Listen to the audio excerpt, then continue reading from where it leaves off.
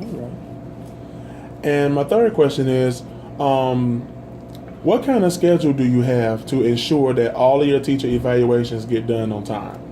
So the way that Dr. Tracy has it is they have to send those in. You know, we have to schedule those in advance and send those in to him to make sure that everything's scheduled and ready to rock and roll. So we do that way early in the year, and it says, and again, you know, on this day, this teacher, this day, this teacher, that kind of stuff. So it's a schedule that's in a.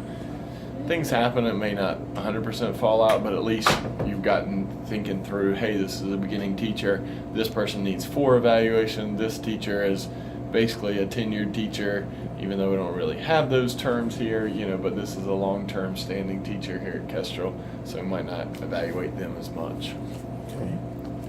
Okay. So how do you schedule each teacher's pre and post observation? Yeah, that's the part that's always tricky with high school because it's often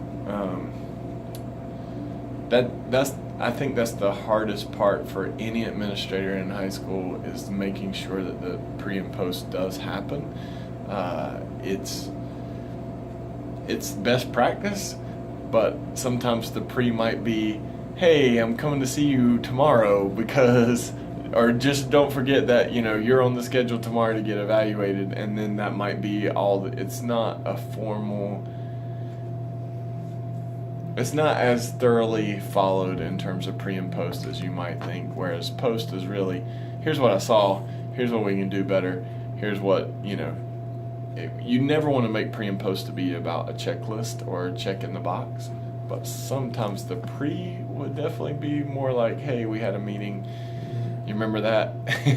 And that's the pre, whereas the post is really, here's what I saw, I need you to sign this. So it's best practice to do the pre and post, but oftentimes the pre especially gets cut a little more pre-shortened than what maybe ideally should be. Okay. My fifth question is, what is